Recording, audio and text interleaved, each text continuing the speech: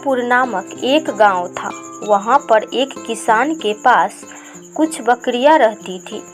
एक बकरी का एक बच्चा था जो कि बड़ा ही शरारती था।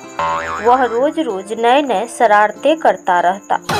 बकरी माँ उसे बार बार समझाती, बेटे इतनी शरारत ठीक नहीं है, इस शरारत के कारण तुम मुसीबत में पड़ सकते हो। बच्चे ने हाँ में सिर को हिलाया और फिर से उछल कूद करने लगा। एक दिन बकरी और बच्चे दोनों भोजन की तलाश में जंगल में गए। माँ आगे आगे चल रही थी और बच्चा पीछे चल रहा था। अचानक बच्चा पीछे मुड़ा और दूसरी तरफ निकल गया और वह जंगल में इधर उधर भटकने लगा। और उधर बकरी माँ ने जब पीछे मुड़कर देखा तो वह अपने बच्चे को न पाकर परेशान होके अपने बच्चे को ढूंढने लगी। इधर बकरी का बच्चा परेशान होके जब उसे कुछ समझ नहीं आया तो वह एक पेड़ के नीचे बैठ गया। तभी वहां पर एक जंगली भेड़िया आ गया और बच्चे को देख वह बहुत खुश हो गया। अरे वाह, आज तो बड़ा ही मुलायम मांस खाने को मिला है, आज तो मज़ा ही आ जाएगा। भेड़िया की बात सुन के बकरी के बच्चे के डर से हाथ पैर काँप रहे थे। जैसे ही भेड़िया आगे बढ़ा वैसे ही एक आवाज़ आई, अरे भेड़िया महाराज रुकिए तो सही, इतनी जल्दी भी क्या है। भेड़िया जब पीछे मुड़कर देखा तो उसे एक बकरी आते हुए दिखा। बकरी को आता देख बच्चा खुशी से उछलने लगा। कुछ ही पल में बकरी वहां पर आ पहुंची। बकरी को देखकर भेड़िया खुशी होते हुए बोला, अरे वाह, 250 ग्राम मीट के साथ 2 केजी फ्री, अब तो और मज़ा आएगा। बस ज़्यादा खुशी से उछलने की ज़रूरत नहीं है। जब तुम्हें मालूम चलेगा कि हम किसके मेहमान हैं तो दुम दबाकर भाग जाओगे। अच्छा, ऐसी बात है तो तुम बता ही दो कि तुम किसके मेहमान हो। हम शेर खान के मेहमान हैं। उन्होंने मुझसे कहा है कि इस जंगल में कोई भी प्रॉब्लम हुआ तो मुझे एक बार बताना, नहीं तो एक बार जोर से आवाज़ लगाना। तुम मुझसे कहो तो एक बार आवाज़ लगाओ क्या? नहीं नहीं बकरी बहन, तुम अपने बच्चों को लेकर जाओ और शेर खान से मेरे बारे में कुछ मत कहना। इतना कहकर भेड़िया वहाँ से भाग निकला। भेड़िया के जाते ही बकरी भी वहाँ से अपने बच्चे को लेकर तेजी से घर की तरफ भागने लगी। तभी वहाँ पर एक बाघ मिल गया। बाघ को देखकर बकरी काफ़ी घबरा गई, मगर वह हिम्मत जुटाते हुए बोली, क्या हुआ बाघ देवता, आपने मेरा रास्ता क्यों रोका है? मैंने तुम्हारा रास्ता तुम्हें खाने के लिए रोका है, अब मरने के लिए तैयार हो जाओ। आप मुझे खा नहीं सकते। क्यों नहीं खा सकता? तुम कोई तोप हो क्या? नहीं, मैं तो तोप नहीं हूँ, मगर शायद आपको पता नहीं है कि आप मुझे मार कर आप भी जिंदा नहीं रह सकते। बाघ घबराते हुए बोला, मैं तुम्हें खाऊंगा तो भला मुझे कौन मारेगा? कहीं तुम मुझसे बचने के लिए तो कोई बहाना नहीं बना रही हो ना? अगर आपको विश्वास नहीं हो रहा है तो आप मुझे मार कर खा सकते हो। बाघ बकरी की बात सुन सोच में पड़ गया। कुछ देर तक वह शांत रहा। इस पर बकरी बोली, अरे बाघ भाई, इतना सोच क्यों रहे हो? अगर मुझे मार कर खाना है तो खा लो, मैं तैयार हूँ। बकरी बहन, तुम भी खूब मजाक करती हो। भला मैं तुम्हें कैसे मार सकता हूँ? मैं तो ऐसे ही चेक कर रहा था कि तुम सच में महाराज के मेहमान हो कि नहीं। अब तुम जा सकती हो। इतना बोलकर बाघ भी वहां से भाग निकला। बकरी भी तेजी से आगे बढ़ने लगी। कुछ ही दूर आगे गई तो सामने शेर खड़ा मिला। शेर को देखकर बकरी की तो जान ही निकल गई। बकरी को समझ में आ गया कि आज तो मरना तय है, आज शेर मुझे नहीं छोड़ेगा। बकरी ये सोचकर डर से कांपने लगी। तभी शेर बोला, अच्छा हुआ तुम दोनों मेरे पास आ गए, मुझे बहुत जोरों से भूख लगी है और कोई शिकार भी हाथ नहीं लगा। अब तुम दोनों को खाकर मैं अपना भूख मिटाऊंगा। शेर की बात सुनके तो बकरी की डर से गला सूख रही थी, फिर भी उसने हिम्मत जुटाते हुए बोली, महाराज भोजन तो मैं आपका ही हूँ, मगर आप मुझे अभी नहीं खा सकते। मैं अभी तुम्हें क्यों नहीं खा सकता? इसीलिए महाराज, क्योंकि मैं महारानी का भेजा हुआ दूत हूँ। महारानी शेरनी ने आपके भोजन के लिए ही तो हम दोनों को शिकारी कुत्ते से बचाया है, ताकि आप मेरा मांस खा सके। अब जल्दी से गुफा की ओर चलिए, ताकि आप मेरा मांस खा सके। अब जल्दी से गुफा के पास चलिए, मैं स्नान करके वहीं पे आपसे मिलती हूँ। बकरी की बात सुन के शेर काफी प्रसन्न हो गया और वह गुफा की तरफ चला गया और इधर बकरी तेजी से अपने घर की तरफ भागने लगी और कुछ देर में अपने घर पहुंच गई और चैन की सांस ली। तो दोस्तों, देखा न कि कैसे बकरी ने अपनी और अपने बच्चे का जान कैसे बुद्धिमानी और विवेक से बचा लिया। तो मिलते हैं फिर अगले कहानी के साथ। अगर आप चैनल पर नए हैं तो चैनल को सब्सक्राइब कर लें। यह कहानी है जंगलपुर की, जंगलों की, जहाँ पर बहुत सारे जानवर एक साथ मिलजुल कर रहते थे।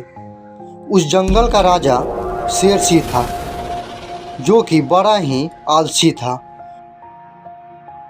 वह दिन रात सोता ही रहता। उसका मंत्री था मंटू शेर। वही शिकार करके लाता और शेरसी को खिलाता। ऐसे ही दिन गुजर रहे थे। एक दिन जंगल के तालाब में अचानक कुछ मगरमच्छ आके रहने लगे और जो भी जानवर पानी पीने जाता उसका शिकार करके खा जाते,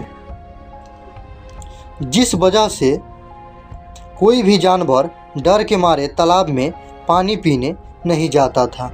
मगर अफसोस की बात तो यह थी कि जंगल में तालाब सिर्फ एक ही था, जिसमें मगरमच्छ था।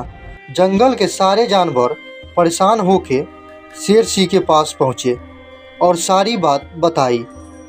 सभी जानवरों की बात सुन के शेरसी बोला, देखो भाइयों, समस्या तो काफ़ी बड़ी है, परंतु हम उन मगरमच्छों का कुछ नहीं कर सकते। वो काफ़ी खतरनाक है, हमें कोई और तरकीब निकालनी होगी। शेरसी इतना बोलकर कुछ सोचने लगा। तभी लोमड़ी बोली, महाराज, वर्षा होने में अब कुछ ही दिन शेष रह गए हैं।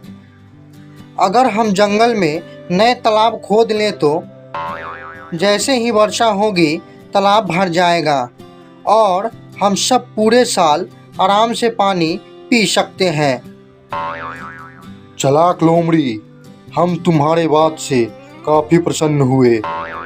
तुमने जो सुझाव दिया है वह बिल्कुल सही है। अब हम सारे जानवरों को हुक्म देते हैं कि सभी मिलकर लोमड़ी की अगुवाई में आज से ही तालाब की खुदाई शुरू कर दो और जो कोई भी इस खुदाई में भाग नहीं लेगा हम उसे दंड देंगे। उसके बाद सभी जानवर मिलजुल कर खुदाई करना शुरू कर दिया और कुछ ही दिनों में एक बहुत बड़ा तालाब खोद दिया। कुछ दिनों में वर्षा हुई और तालाब लबालब भर गया। जब वर्षा का समय खत्म हो गया तो शेर तालाब के उद्घाटन के लिए आया और पानी पी के तालाब का उद्घाटन कर दिया। सभी ध्यान से सुनो, हमें तालाब की प्राप्ति लोमड़ी के सूझबूझ से हुई है, इसलिए इस तालाब का नाम लोमड़ी का तालाब होगी और इस तालाब की देखभाल लोमड़ी के जिम्मेवारी पर छोड़ते हैं। जंगल के सभी जानवर राजा शेर सिंह के फैसले से संतुष्ट थे और सभी ने तालियों से स्वागत भी किया। उसके बाद शेर सिंह अपने मंत्री मंटू के साथ अपने गुफा की तरफ चला गया। उस दिन से सभी मिलजुल कर तालाब के पानी पीते और मज़े से रहते। एक दिन लोमड़ी के दिमाग में एक आइडिया आया। यह तालाब तो मेरे चतुराई के कारण खोदा गया है और फिर शेर ने मुझे इस तालाब को सौंपा है, तो भला मैं शिकार के लिए इधर उधर क्यों भटकूं? मैं अब टैक्स कलेक्ट करूंगा। और अगले दिन जब कुछ जानवर पानी पीने आए तो लोमड़ी बोला, अब ये तालाब मेरा है और इसमें पानी पीने के लिए तुम लोगों को टैक्स देनी होगी। लोमड़ी भाई, हम लोग भला तुमको किस बात का टैक्स दूं? इस तालाब को खोदने में हम सब की योगदान है, तो हम तुम्हें टैक्स क्यों दें? हम सब टैक्स नहीं देंगे। अगर टैक्स नहीं दोगे तो उसी तालाब में जाके पानी पियो जहाँ पर मगरमच्छ रहते हैं। यह सुन के सभी सोच में पड़ गए कि इसके मुंह लगना बेवकूफ़ी है और उसके बाद सभी लोमड़ी के लिए कुछ न कुछ लेकर आते और लोमड़ी आराम से बैठकर खाती। अब उसे खाने के लिए भटकना नहीं पड़ता था।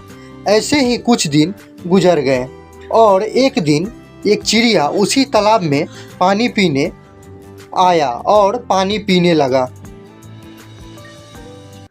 लोमड़ी ने उसे पानी पीते देख लिया तो वह बोली, अरे ओ चिड़िया रानी, शायद तुम्हें पता नहीं है कि इस तालाब में पानी पीने के लिए टैक्स देना पड़ता है।